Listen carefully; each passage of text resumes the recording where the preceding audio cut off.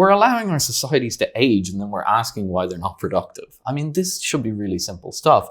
It's the economist's fault. You can't really have an economy without an underlying stable system of human reproduction. We really are at the tipping point where the OBR is saying we need 350,000 immigrants a year or this thing falls apart economically. And we know 350,000 immigrants a year is going to be politically destabilizing.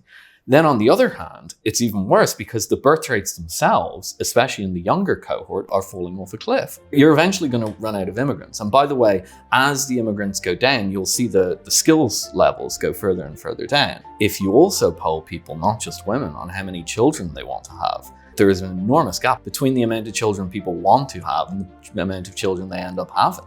So the desires of the population are actually very different from what the government or the society or some combination of all them seem to be imposing on people. 0.6% of the population of the United Kingdom have ever been in social care as a child. 26% of prisoners have been in social care. Children born outside of traditional family structures, and that's now about 50% in the country we're sitting in, will not do as well. We're perpetuating a massive injustice. We're going to have a rejuvenation of the cultural aspects of Christianity. These lay the foundational principles of our society.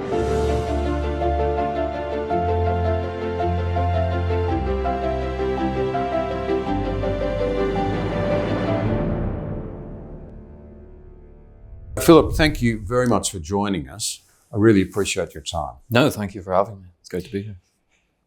Now, you've got a forthcoming book. It's about the collapse of the prevailing global order, global liberalism, in your words. Can you describe this world order, where it came from? If you like, on whose shoulders does all of this stand?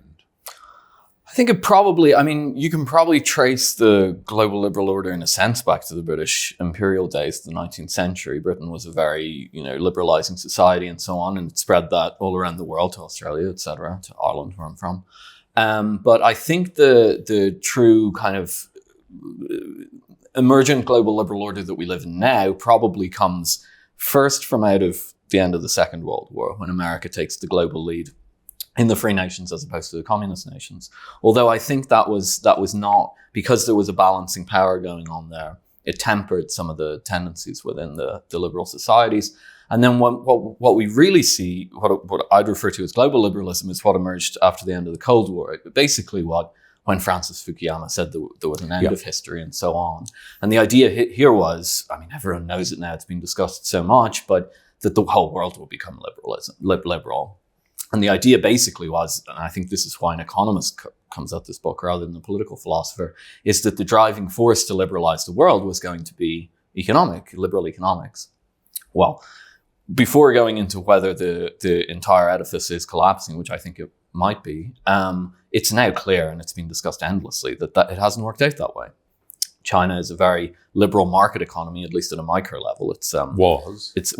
Yes. The macro economy is steered certainly by the government, but if you look at how their EVs and so on have developed, it's a market-based system that they're using. India is a market-based economy, etc. Now, India is a democracy, but I don't think it's a very liberal country. It's becoming a Hindu nationalist state.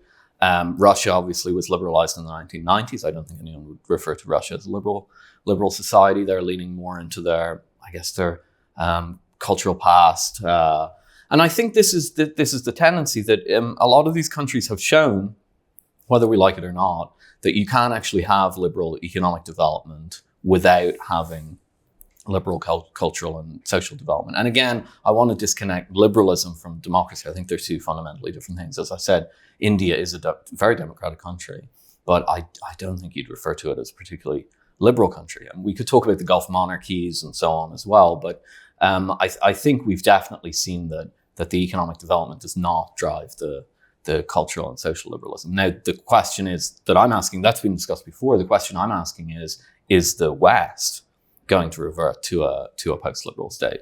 And we can discuss that more if you'd like, but my underlying hypothesis is it'll look very different from those other countries. It'll probably be going back to old civilizational norms of the West, pre-liberal, and ones that sat beside liberal ideas. in the 19th century and the 20th century and so on. But I think that's the core question the book's asking. There's an underlying assumption, I think, in what you've said that's probably worth trying to draw out a little bit. And that is that for a very long time now, the most prevailing and powerful nation sets, really, the global order in which we live. Mm-hmm. And it became relatively, increasingly liberal as Britain reformed. Mm-hmm. And then America has been, its critics hate people saying this, but it has been broadly a force for good. The architecture set up that you referred to after the Second World War, much of it's failing now, but I would argue particularly the UN. Mm-hmm. But the world order that we've had, the liberal global order, it's been essentially there because of America as a superpower has been a relatively benign and kind superpower, despite what its critics say. I think you could make the same case for the British Empire. And for the British. This. Yep. Maybe the British Empire, certain countries that it was involved in, not so great. I think we can say something similar about America and Iraq or something like that, maybe, or in Afghanistan. But overall, I think the balance sheet for the British Empire is better than some of its critics give it credit for. So I'm certainly not saying that everything after 1945 was absolutely terrible and so on. But I think even people who, I don't want to put words in people's mouths, but my sense is that even people who broadly were supportive of the post-1945 world order are beginning to see at least aspects of liberalism start to sour in this kind of late phase. I'm thinking over the past 10 or 15 years. I think the tendency is to say, well, some of the things that have happened in our societies in the past 10 or 15 years are not really driven by liberal ideas. They're driven by far left ideas, by cultural Marxism or postmodernism or this and that. And there's some truth to that, although in the book I discuss quite a lot that liberal ideas and Marxian ideas and so on are part of some of the same groups of ideas that came out of the same sources and so on. But I think the core here is, even if you do say that those ideas are wholly alien to liberalism, and I'm not 100% convinced of that, but even if you do make that case, it's very clear that liberal societies have allowed them to metastasize very fast, at the very least. There's been no bulwark against them. So even if you make the kind of foreign alien argument that Marxian ideas or something like this piled in, there was clearly no immune system to get rid of them. And I think that is what I think has many younger people especially questioning whether the system's stable or able to kind of maintain itself in a sense. I think what I'm driving at is that you and many others are starting to warn about the dangers of the post-liberal global order that we may be facing. Mm. And maybe the best way to sort of draw that out is to talk about what are the essential features. Not always on it. We know that. It's been lumpy. But what are the undergirding ideas? And I suppose, without wanting to preempt your answer, I think of things like a commitment to freedom of conscience, of speech, of assembly, property rights, free trade, opening up prosperity to people, opposition to, the idea, never again another Holocaust, never again another world war. That's really been the objective of the Americans as a global policeman, if you like. They haven't always got it right. No, not for a moment. But post-liberal global order could be altogether more frightening. It'll be different. I think even if the West maintains its broad liberal stance, at this point we probably are entering, you might call it a multipolar world or something. I think that was the theme of the Munich Security Conference last week. They were explicitly saying, look, by hook or by crook, we are going to a kind of a great Paris competition style world. Marco Rubio, the new Secretary of State, said it in a speech, I think last week. He said that the era of the unipolar moment is basically over. So I think even if, no matter really what happens in the West over the next decade or 2 decades or 5 decades, we are moving definitely into a post-liberal global order anyway, because we're going to have China trying to carve out its sphere of influence, now working very closely with Russia. These aren't liberal countries. They're only going to become less liberal as the West is now pretty much hived off from Russia completely. That's pretty much all the liberal influence in Russia gone. It was never a particularly liberal country prior to that. Prior to communism, it was a Tsarist monarchy and so on. India, as I've said, I don't think India is going to liberalize. They will economically, but I think they're moving toward this kind of Hindu nationalism pre pre-19th century kind of conception of nationalism, especially if you meet younger Indian intellectuals, policymakers, politicians, and so on, you get this sense. So I guess it goes back to the question that you asked there, that there were all these kind of positive components to the Western model, some of which you mentioned. And I don't think it's a case of, I don't think what I'm saying anyway certainly isn't we need to abolish all these things. I think some intellectual work has already been done to ask, were these really founded in the West by the liberal movement? Okay, take property rights, for example. Actually, Western property rights go back to Rome. They go back to Roman civilization and so on. So our entire legal structure, we often say, oh, well, we have a liberal legal system. We have a Roman legal system, actually, and it's heavily influenced by the medieval period. I think what bothers, I suppose I'm a post-liberal, I guess, and I think what bothers some of us intellectually is that somehow when John Locke writes his 2 treatises on government, everything starts from then, year zero, in the late 17th century. But that's not true. We have a civilization that goes right back to Greece, Rome, to the New Testament, and so on. And these lay the foundational principles of our society. To my mind, someone like John Locke or the liberal movement in the 17th and 18th century are really just kind of taking some of these ideas and formulating them in a new way. I think a lot of them are already basically there by the mid-medieval period.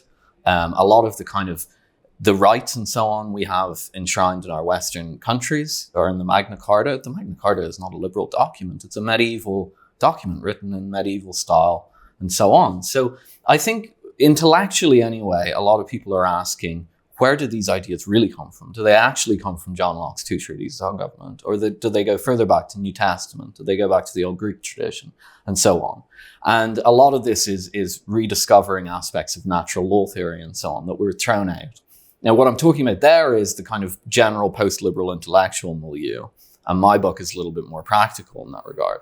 But I think the short version of that is I don't think post-liberals are saying that we're going to give up most of these things that we hold dear. Now, the one thing I would say is that I think we have to be realistic in recognizing that these things seem specific to Western civilization. And thinking that the Chinese are going to agree with us on many of these issues is probably not reasonable in a sense. The Indians have had a lot more influence of the Western tradition on them, so that maybe they'll hold on to some of them. They certainly seem to value the democracy, for example.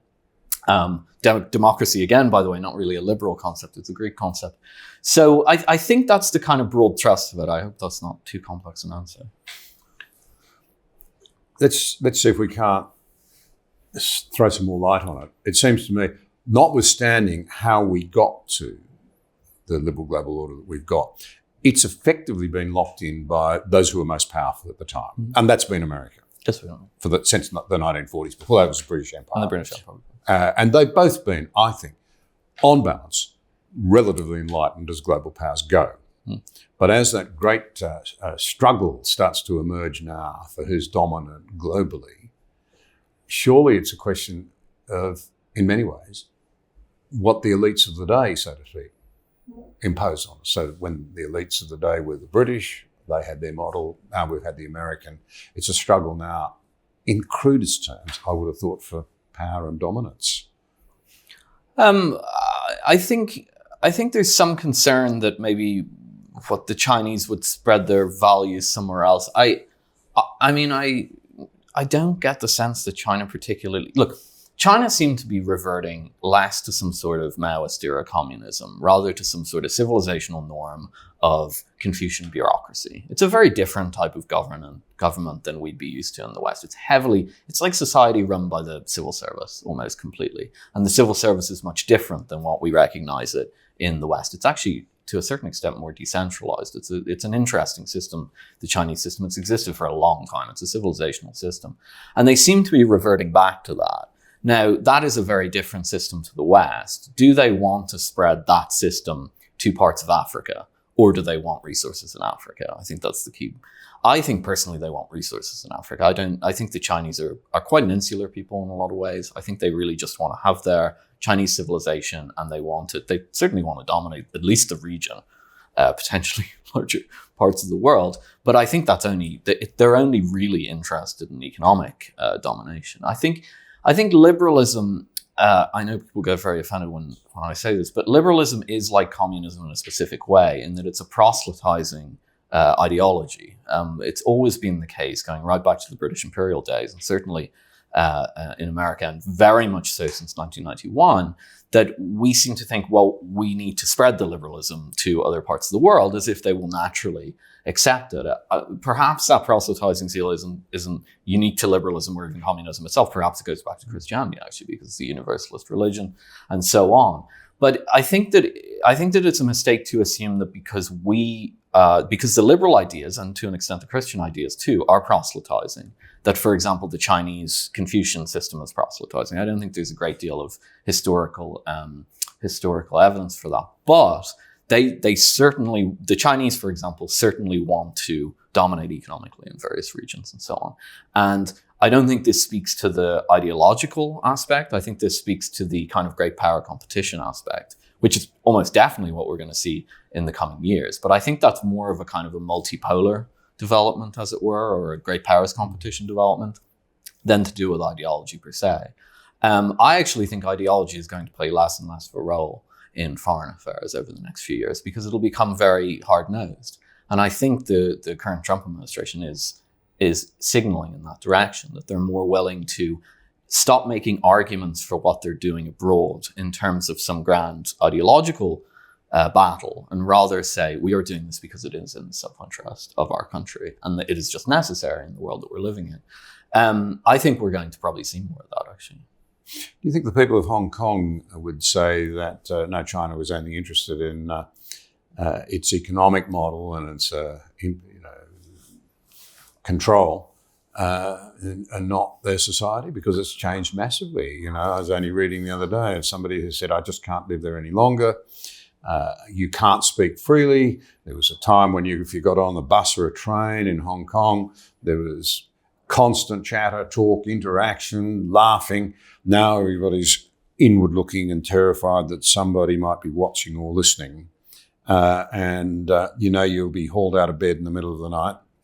This is somebody who's been recently left there because of these sort of factors, and call you to account. And possibly you'll be thrown into jail without any real explanation or chance of putting your case. I mean, China definitely wants to dominate civilizationally the regions that it considers Greater China, and that includes Taiwan as well. There's absolutely no doubt about that. If China officially says that is part of us, Tibet, and so on, they want that to be part of China. That includes the Uyghurs as well, and so on. I have absolutely no doubt about that. But I'm just saying, I don't think that if China get involved in mining, for example, in Africa, that they're going to be particularly interested in imposing a Chinese Confucian state or neo-Confucian state or quasi-neo-Confucian, quasi-Marxist, whatever you want to call it. I don't think they're particularly interested in putting one of them in China. I suppose there are certainly questions about how much they'd want to expand in the region. Do they want to expand into Vietnam? If you speak to the Vietnamese, they're terrified about the Chinese because they had a war with them. Now, that was in the communist era, and that was when, Ho Chi Minh ideology was facing off against Maoist ideology. And we in the West have to bear responsibility. These ideas came from us, not from there, just to point out. So the proselytizing ideas came from the West and fed into those Asian regions through Marxism. But yeah, I mean, China definitely want to control the countries that they consider should be in their territory within their region. I'm just saying that where we have a question like Taiwan, like Hong Kong, like Vietnam, we may come up against those questions. But I don't think we'll come up against those questions in Buenos Aires, for example. I think that if Chinese influence continues to increase, for example, in Latin America, which the new administration is extremely focused on, that's why we're seeing about the Greenland and regional strategies and so on. I don't think the conflict there will be over systems of government. I think it'll be over economic influence. I wonder about what comes with the post-liberal order, because one of the things that's always captured my attention, which I've been quite deeply invested in, is the business of lifting people out of poverty. Mm-hmm. I think that was one of the great successes of the liberal global order, frankly, and I don't think we give ourselves enough credit for it. It is astonishing to think of the way in which so many people have been lifted out of poverty, out of short brutish lives that now enjoy proper nutrition. Long way to go, but proportionately the number of stunted children has been dramatically cut. Opportunities have emerged, including particularly for women, that were just never dreamt of in the past. And lifespans in many parts of the majority world have doubled over the last 50 years. That has actually happened as a result of a globally based trading system that's slowly become more and more open. Now looks like it's going to be turned back the other way, of scientific research and extension being made available. After the World War II, FAO, Food and Agriculture Organization, Eleanor Roosevelt played a great role in setting it up, really addressing issues of poverty and malnutrition and global food security and those sorts of things. Affordable energy has been key to it all.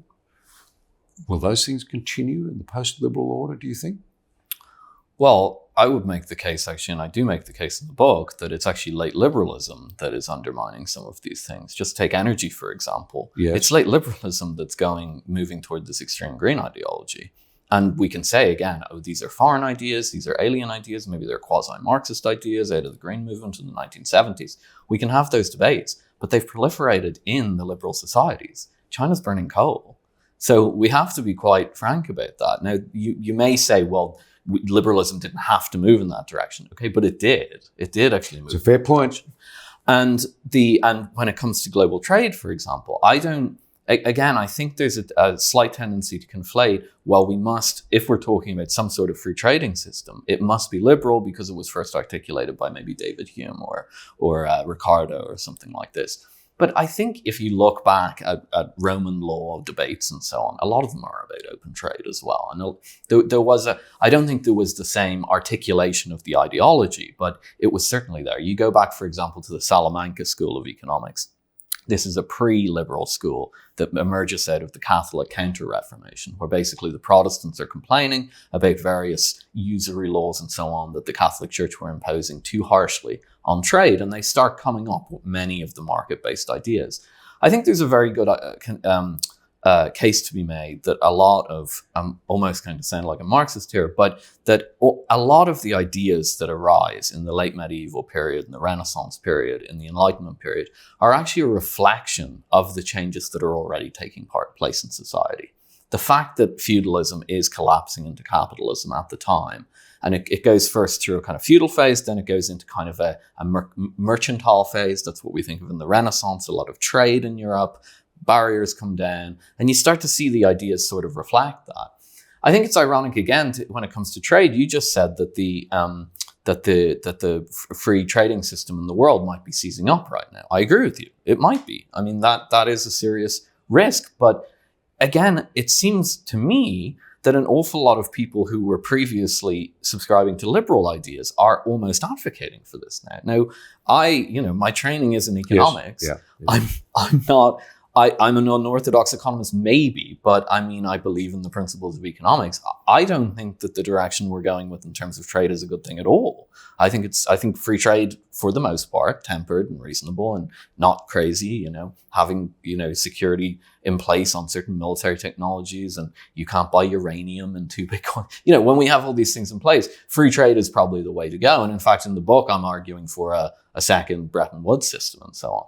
So again, I think that we've come to a lot of assumptions about what is the liberal idea, what isn't the liberal idea. And the sources of these ideas often are quite different.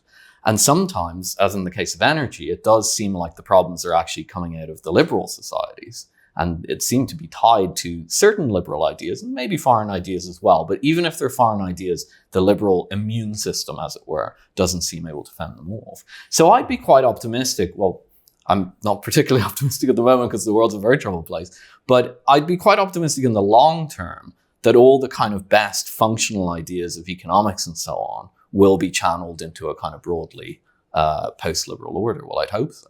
If I'm hearing you correctly, you're saying that many of the central tenets of the post-liberal order that we've enjoyed have started to collapse under their own weight. We've started to move away from them, whether it's trade, whether it's, frankly, sort of the compassion sort of impulse that's seen us worry about feeding people.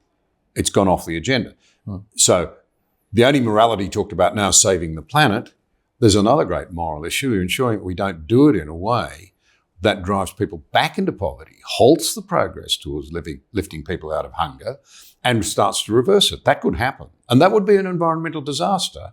It would also be a moral calamity, but we don't place it alongside the issue of saving the planet enough and recognise the need for trade-offs there.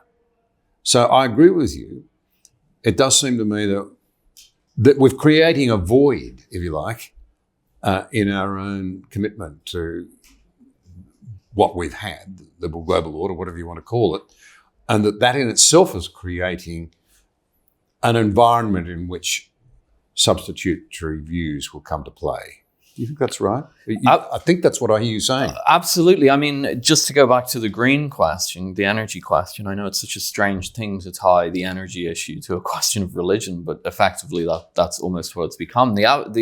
The argument that I make in the book is basically, if you go back and you look at the sources of the radical green movement, there's people who want to preserve forests and stuff. They just want to preserve forests. My mother picks up litter in Dublin today. She doesn't have any ideology. She doesn't like litter.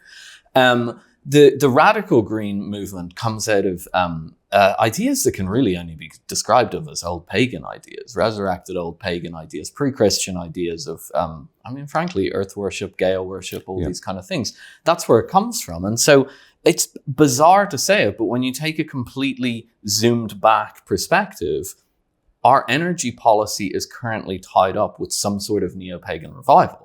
I know that sounds absolutely bizarre, but that's where we are. And it strikes me there specifically that I'm not saying that liberalism leads to a neo-pagan revival of religion necessarily, but it certainly has led to that. And it's become a very, very influential mode of thought in our society. And as you alluded to there, you go back and you look at these old pagan religions, they often subordinate the importance of human life relative to nature, natural cycles, all these things that we see today. We have to save the world. Well, what about people? Well, people are a second thought in that regard. And I think that comes back to basically what has happened in the West. I think I think the spread of liberalism in a very virulent or radical form has atomized society in such a way that we've started to revert back to pre-Christian civilizational norms. And to my mind, that is, I'm obviously not of the school that when John Locke writes the two treatises on government, everything changes. I don't think so. But if we go back to pre-Christian paganism, and by the way, a form of paganism that's far less advanced than Roman paganism or Greek, this is living in the woods stuff.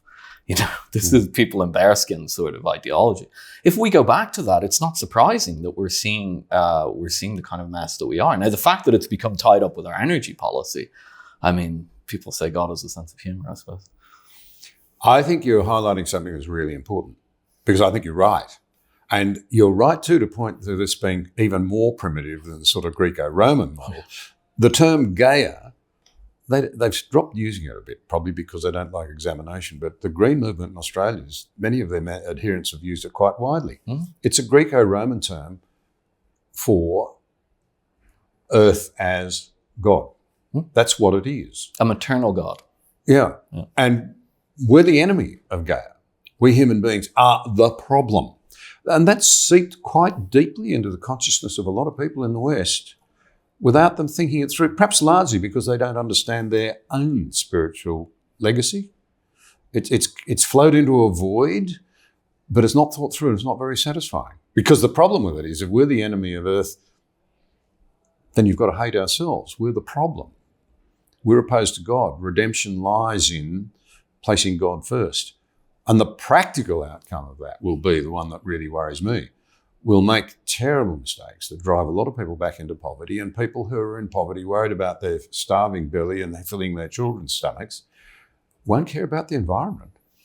No, and I think this speaks to the broader overall point that that when we started to, shall we say, fetishize liberalism, we started to forget the deeper roots of our civilization. And these are Greco-Roman in some aspects. It is a pagan ideology, and I don't want to have the Circus Maximus back. I don't think anybody does. It's a pretty cruel society, let's be honest. But it's much more civilized than the people in the huts.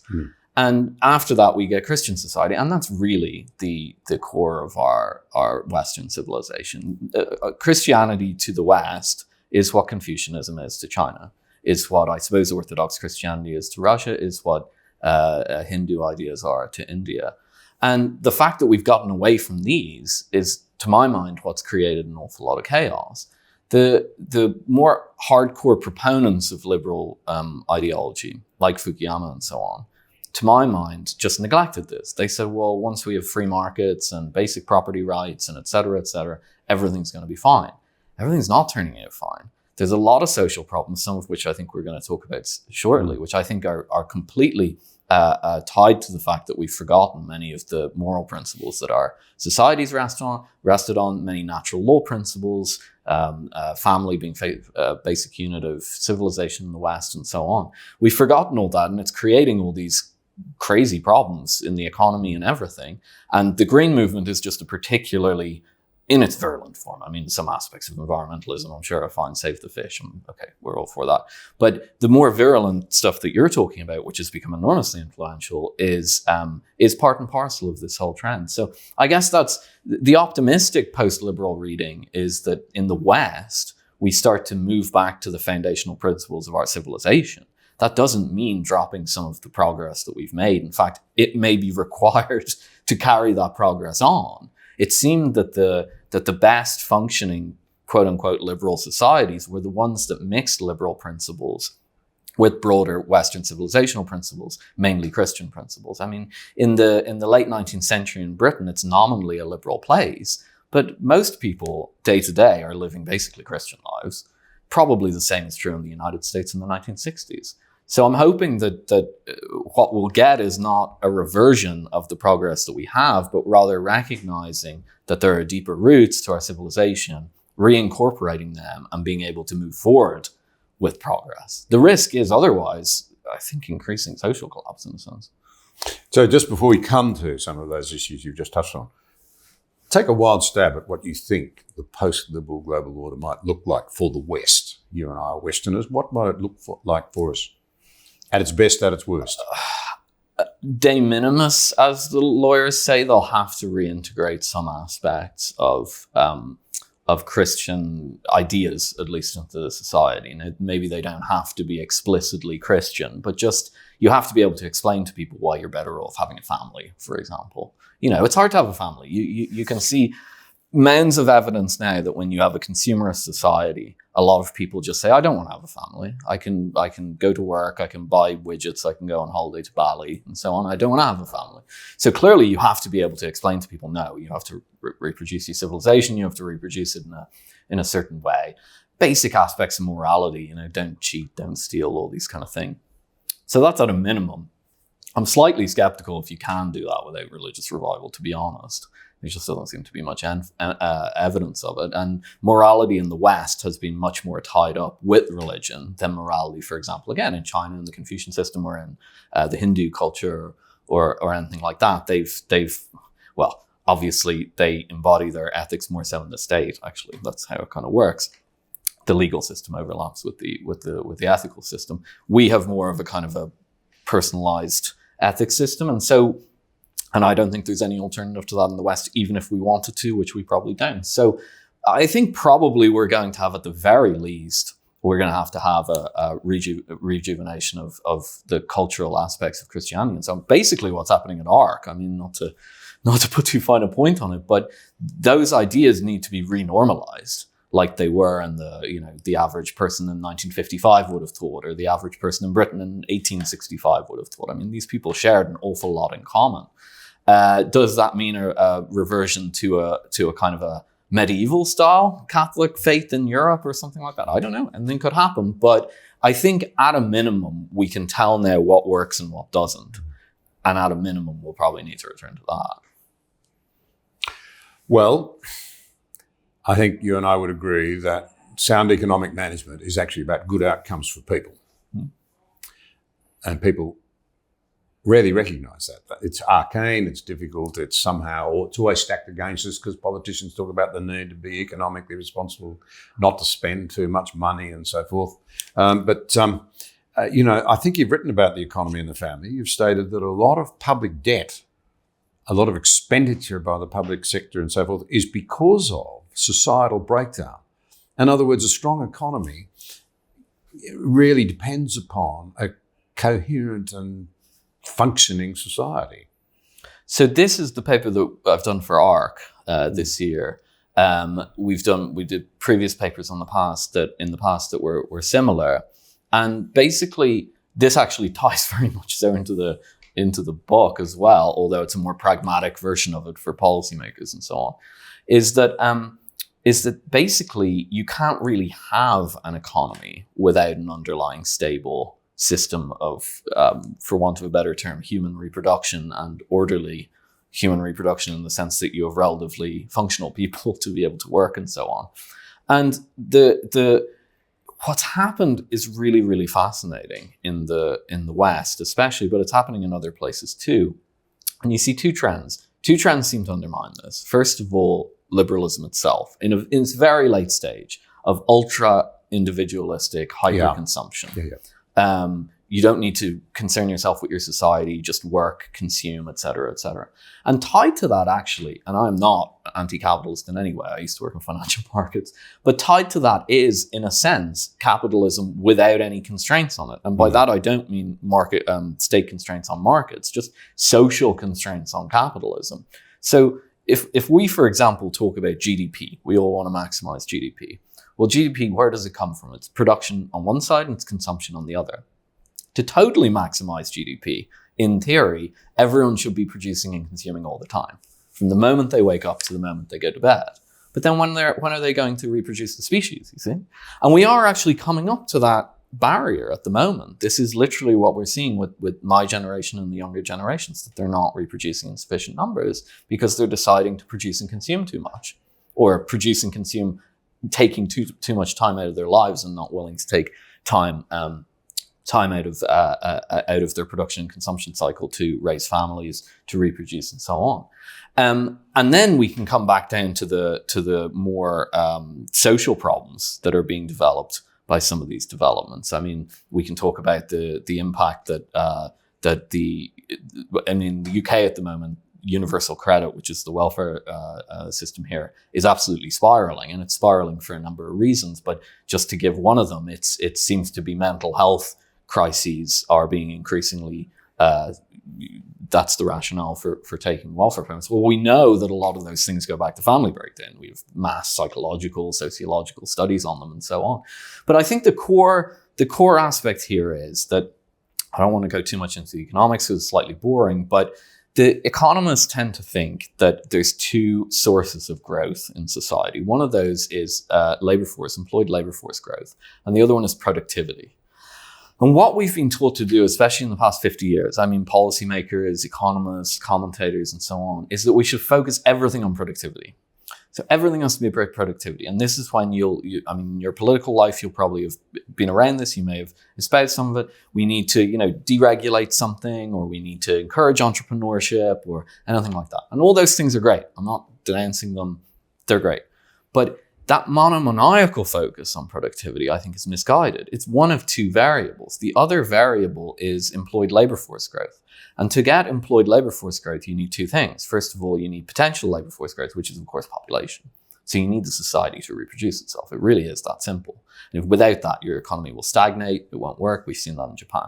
The second thing you need to make sure that potential labor force is employed is that they're employable. And what we see is, when you have enormous amounts of family breakdown, you also have an enormous amount of people that can't seem to work.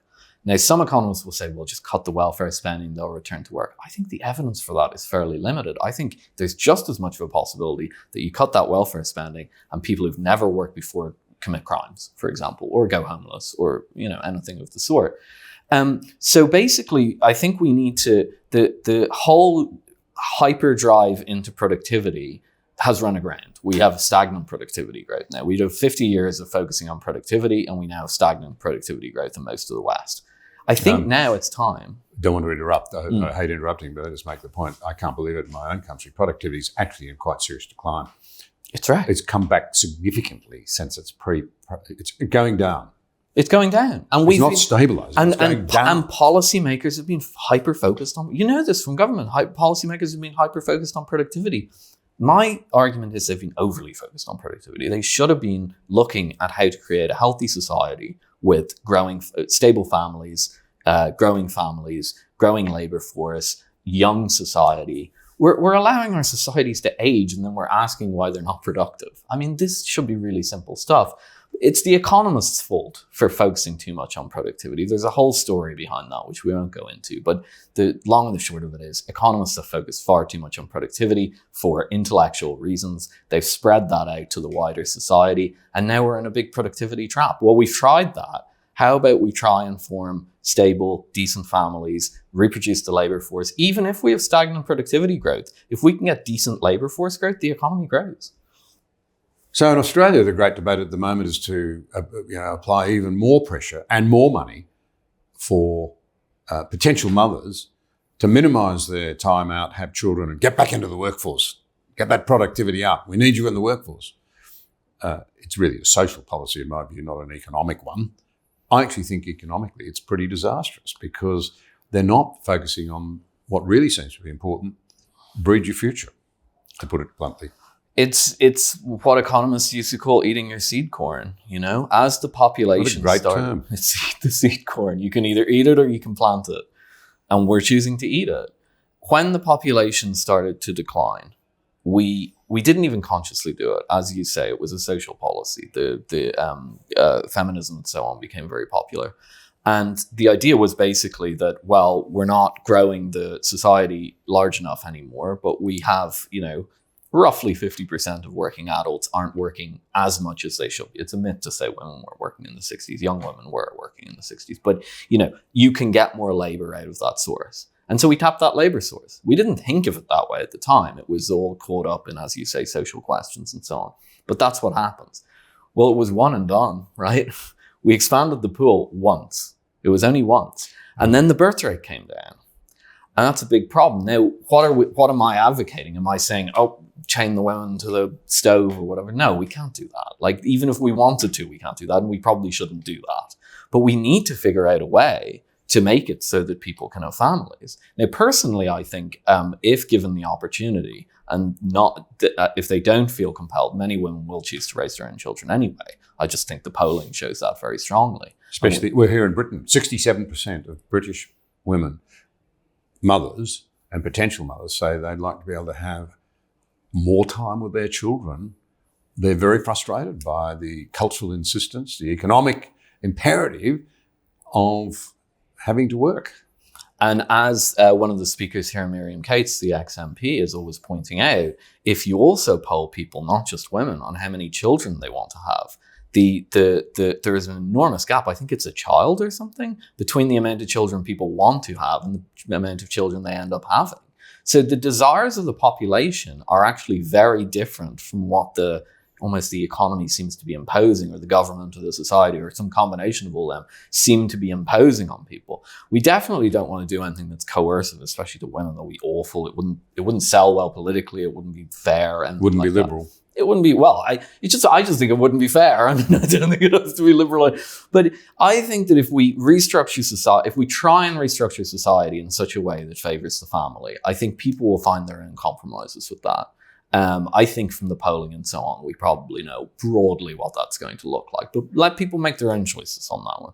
Post-liberalism, certainly neo-authoritarianism. Make your own choices on that. But as a society, if we continue to ignore this, we're finished. Our economy, our prosperity, everything's finished. A couple of things carrying against it. One is the guilt trip that the Gaia worshippers are sending us on. Mm-hmm. And you see it everywhere. You're irresponsible to have children. Here, humanity is offending Gaia, damaging the earth. And that's resulting in a lot of young people. We get a lot of stories in Australia about young men having vasectomies before they have children because bringing children into the world is just not responsible. I mean, it's bizarre. It's completely strange. I mean, when you start to see that ideology permeate into advanced Western societies, I'll be frank, you start to realize why the people who back, 2,000, 4,000, 6,000 years ago who adhered to these ideologies never made it out of the bear rags, I mean, it really is primitive stuff. It seems very anti-human, quite destructive, and so on. But I agree with you. The guilt trip thing doesn't help, and changing the narrative around having families and so on is a big deal. I don't know if you saw it, but there was a Google ad out.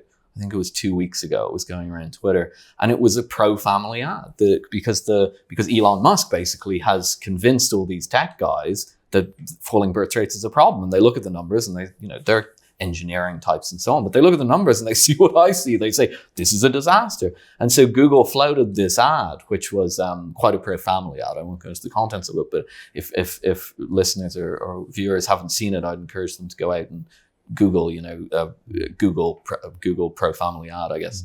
And I think that's the beginning of that, to try and turn the ship around and say, no, actually, this is a positive social good. But I don't know if that'll be enough. I think we also have to restructure aspects of our welfare state, of our taxation system, and of the economy itself. Companies have to not assume that they can just squeeze workers for all they're worth, because if they do that, their profits next year may be healthier than they would be by 10% or something. But their profits in 20 years will be minus 50%. So they need to, as I said, stop eating their seed corn in that regard.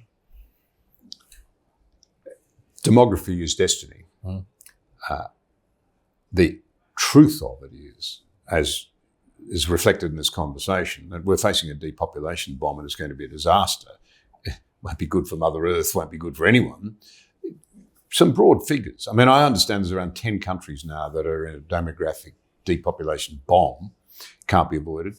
And there's quite a few countries about to, including my own, about to join that bomb. It's also relevant in terms of the angst over immigration at the moment. The truth is that there are many bureaucrats who are in favour of a high immigration rate because they don't want to go and tell people, the reality is that we won't have the workers and the taxpayers tomorrow because you're not having children. You ought to have more children. They're not going to talk like that because you can't talk about family anymore. Politicians have stopped talking about family because the zeitgeist has sort of said they're a bad thing for all the reasons that we've discussed. We've got to change the conversation from our leaders.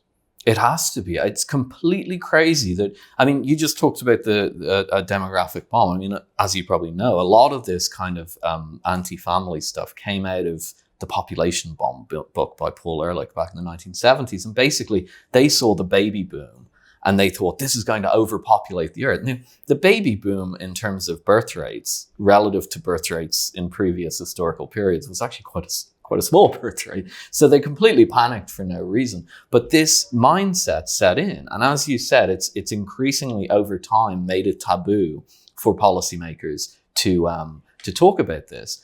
The thing is, now that the bean counters is in effect, the civil servants and the people working at treasuries and OBR here, Office for Budget Responsibility and so on, now that they've been forced by some of the work I and others have done to look at what the actual numbers are for, as you say, required immigration just to keep the population pyramid propped up, GDP growing, public debt not rising too much. They're starting to look at these figures and they're realizing they're destabilizing levels. I'll just tell you that the Office for Budget Responsibility here in the UK, which is effectively Treasury's unofficial or official forecasting arm, and the forecasts themselves are actually prescriptive, as you probably know from your time in government. This is often the case.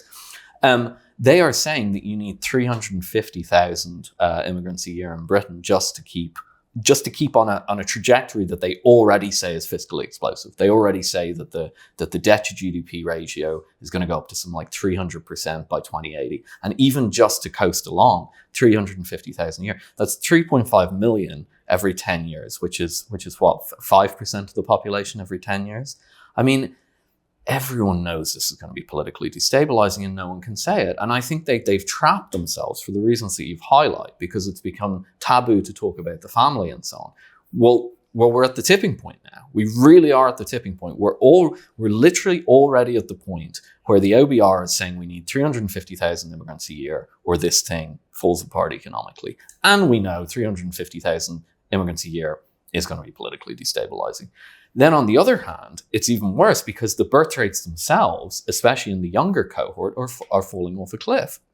We don't have total fertility rate is the way we measure the birth rate, and that's for a whole life cycle of a woman. We don't have that, obviously, for Gen Z.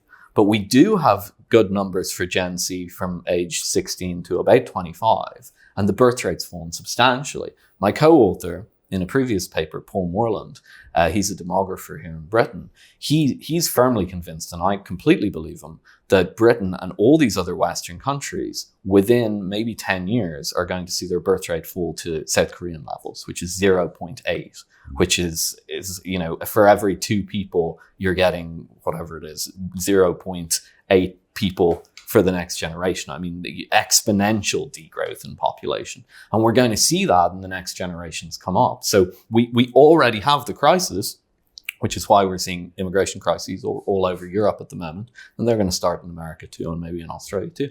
And at the same time, you ain't seen nothing yet in terms of birth rates, because what we're coasting on is maybe a 1.5 birth rate. That's going to halve.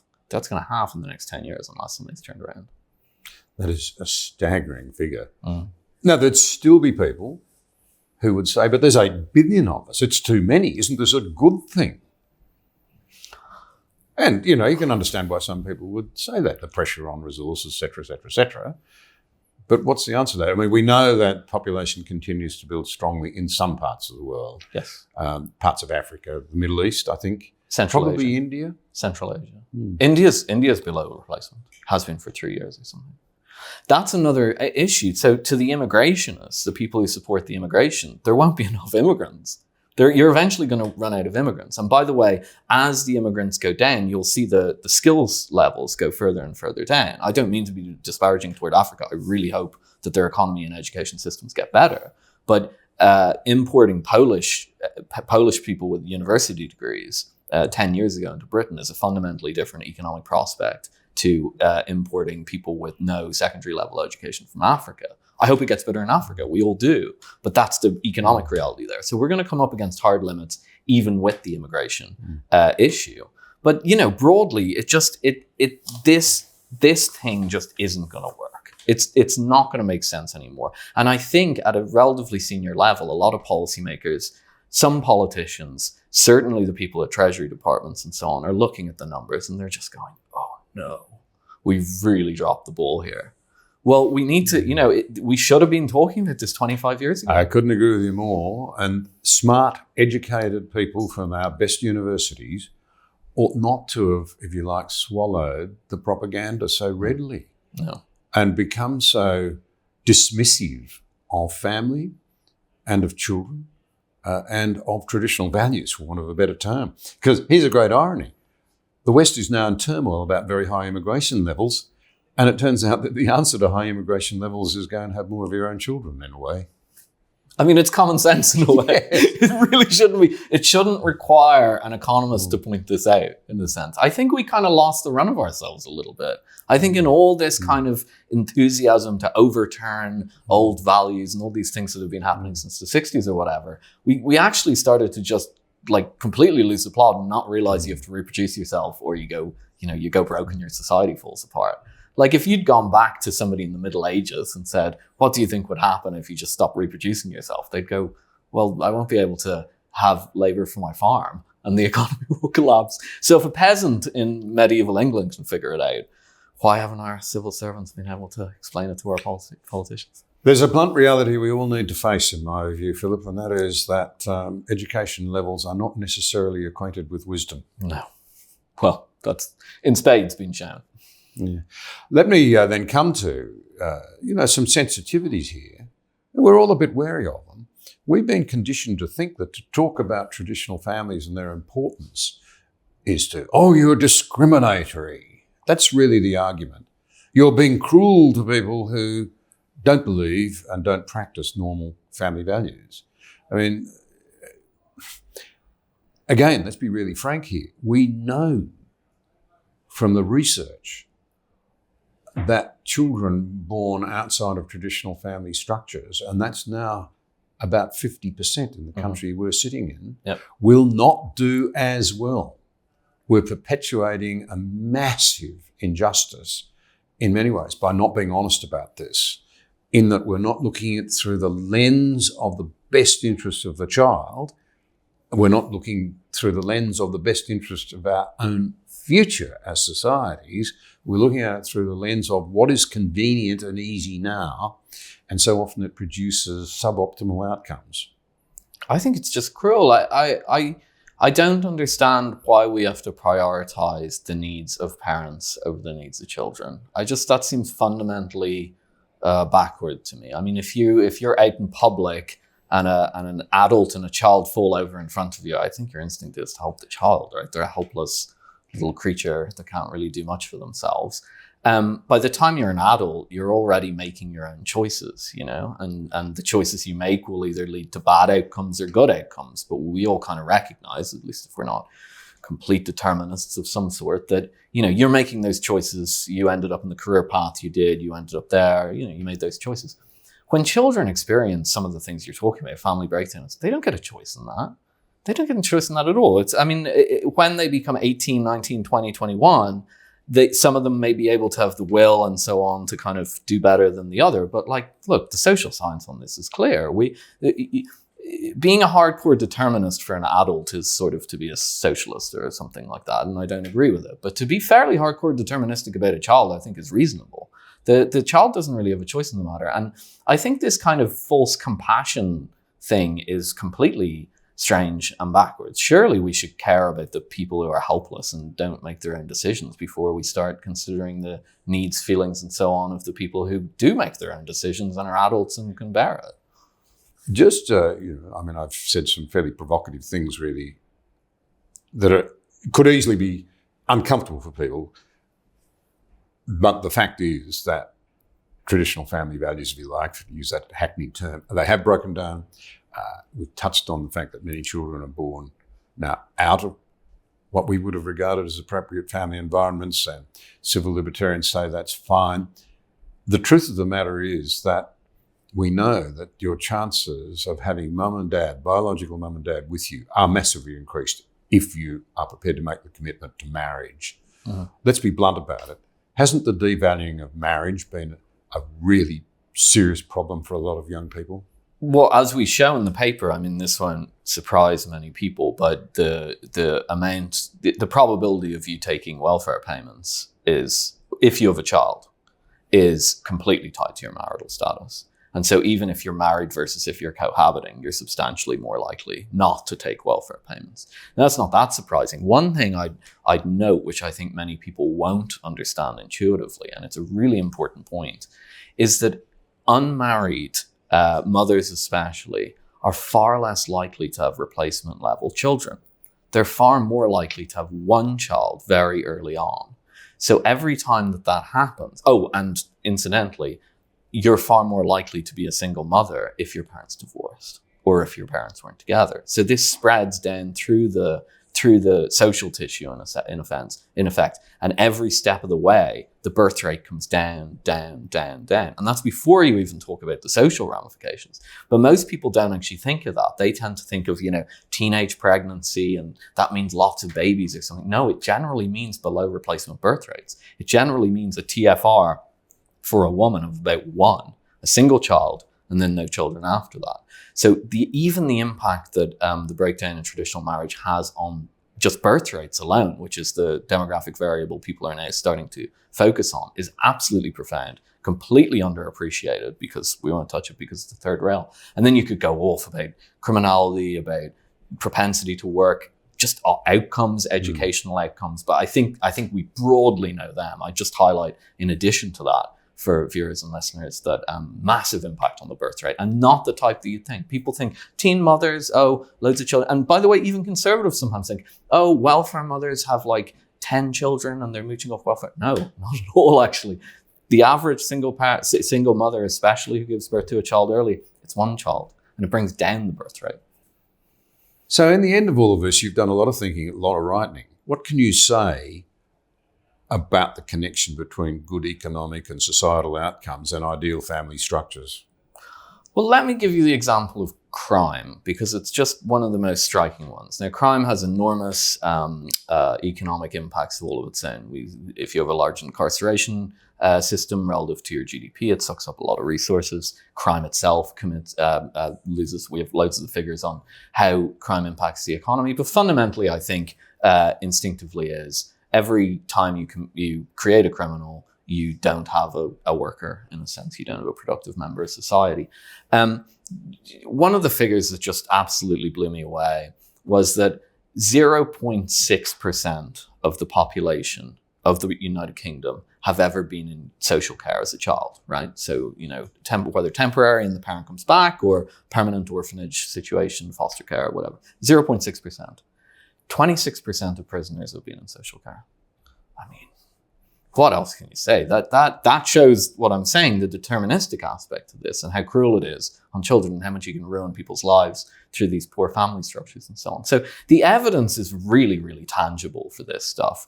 There's studies everywhere. I think the issue is, and if anyone's watching who's in academia or considering doing a PhD or even a master's degree or something, there's a wealth of information out there, various studies on various aspects from mental health, substance abuse, probability going into the labor force, criminality, all this. The issue is, because of some of the things that you've highlighted, that talking about these issues has become unfashionable.